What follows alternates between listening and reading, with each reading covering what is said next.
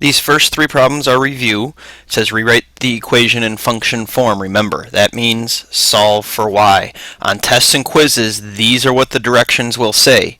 It'll be up to you to understand that that means solve for y. So function form means solve for y. Go ahead, press pause, solve each of these three equations for y, and we will come back and check our answers.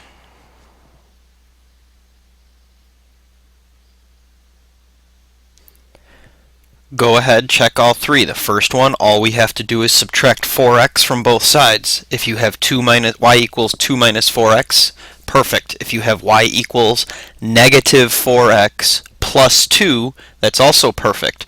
You cannot have 4x minus 2. That would be wrong.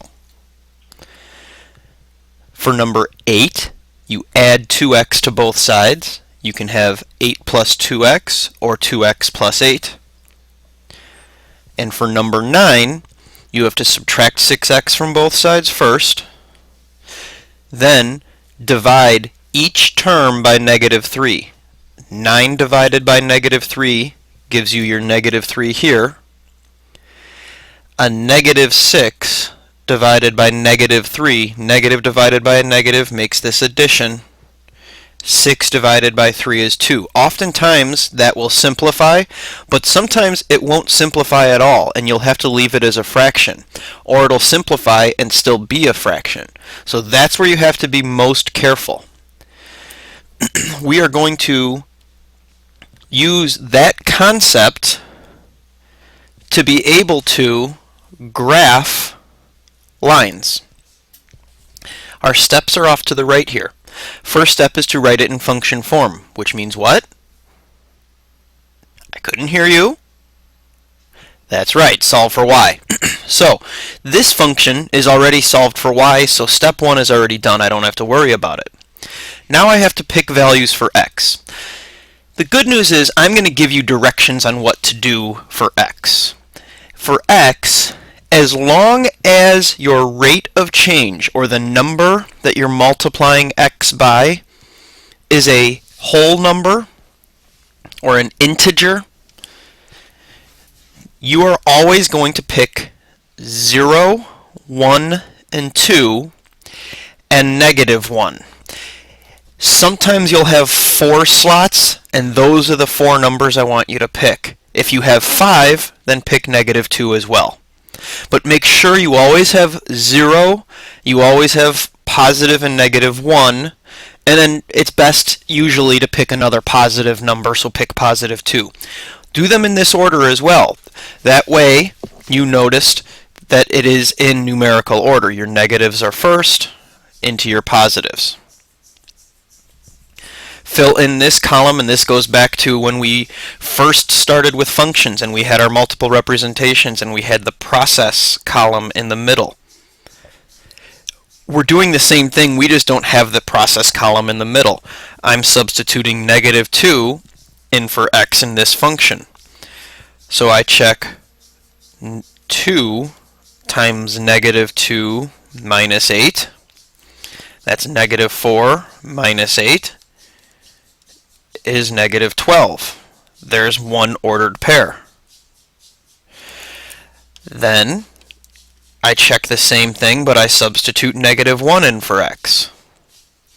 2 times negative 1 is negative 2. Minus 8 is negative 10. I perform the same operation, substituting 0 in. I get negative 8.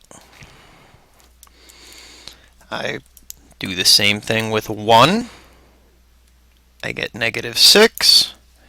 And finally, I use the fifth one with 2, and I get negative 4. Okay, so we picked values of x. Always pick 0, positive and negative 1, and another positive number. If you have 5 slots, pick positive and negative 2. If you have only 4 slots, just pick positive 2. Okay, we just found the values for y for our selected values of x. The last 2 steps, sort of, is to plot the ordered pairs and graph the line. Negative 2, negative 12 isn't on here. That's fine. Just don't plot that point. If that point doesn't happen to be on the coordinate plane I give you, don't plot the point. Move to the next one. -1, -10. -1 in your x, -10 in your y. 0, -8. So I go to 0, and I go down to -8. 1, -6. I go to 1, and down to -6. 2, -4. I go to 2, and down to -4. I now have enough to draw my line. However, that wouldn't be acceptable. You have to draw a line using a straight edge. You can use the side of your ID, you can use a ruler, you can use the side of your calculator, whatever it is, you need a straight edge. Go through your points. Now, I have used a straight edge and I have my line that's straight. However, it's not a line yet. It's not a line unless it has arrows on the end. I will take off points for no arrows. Let me repeat that. I will take off points if you don't put arrows on your line. I promise you will lose points with no arrows. It is not a line without arrows. It is a segment without arrows. Okay. Now, number 11. This one, we do have to perform step 1 because it is not in function form right now. So function form means solve for y. I'm going to start by adding 4x to both sides. That leaves me with 8y equals -16 plus 4x. Next, I'll divide every term by 8.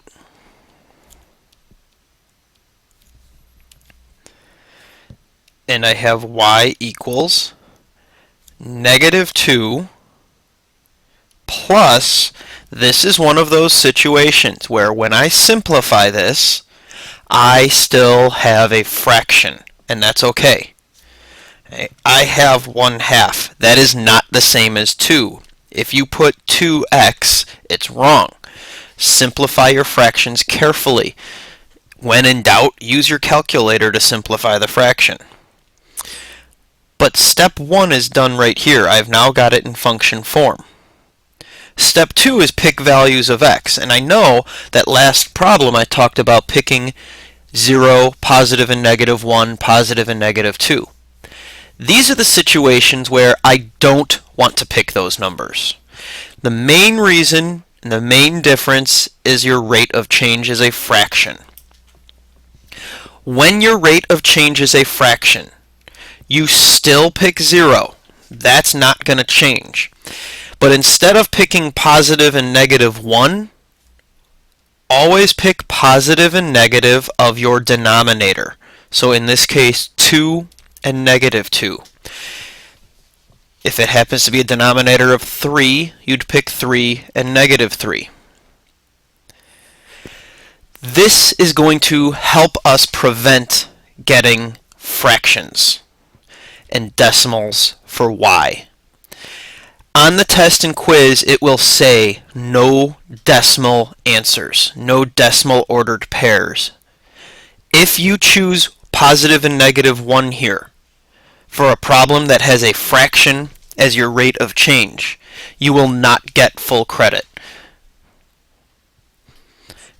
Your other point would be to multiply this by 2. So if this is a 3, you'd use 3 and 6. It's a 2, I'll use 2 and 4. So if I was only given 4 slots to check, these are the 4 I would check. Since I'm given 5, I'll also check -4.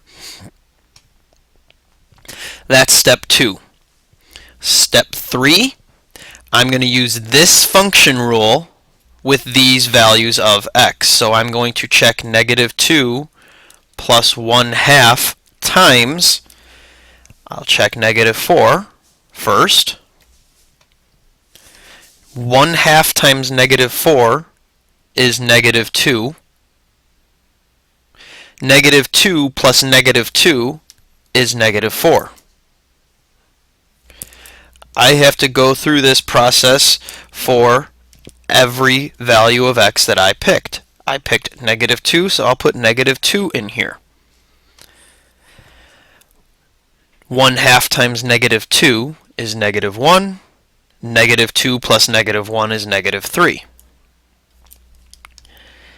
And I'll go through and check every value. If I put 0 in, -2 plus 0 is -2.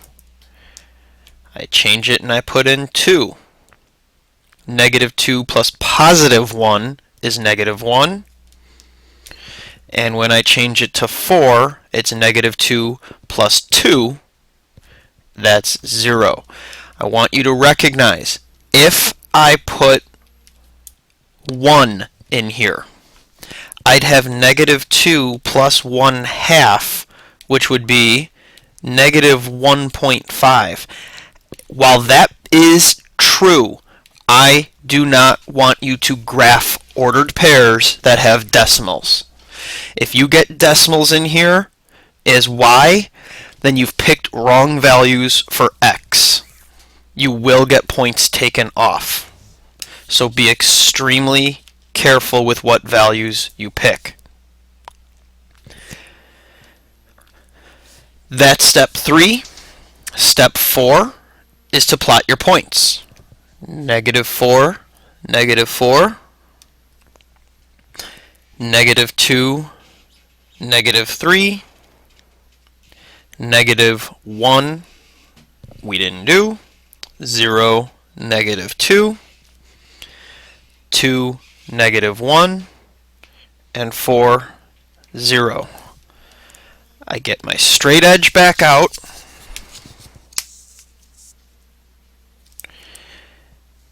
I draw my line connecting my points. I put my arrows on so I can get credit. And I'm done with the graph. The last step is to state my rate of change. You can state your rate of change straight from the function rule. You don't have to check all of your jumps. You can if you'd like. Function rule shows your rate of change is 1/2.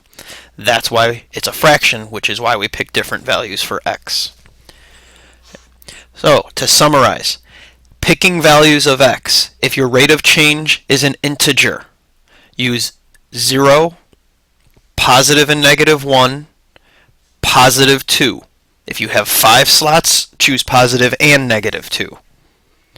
If your rate of change is a fraction, choose 0, the denominator of your fraction, positive and negative, and then 2 times the denominator of your fraction.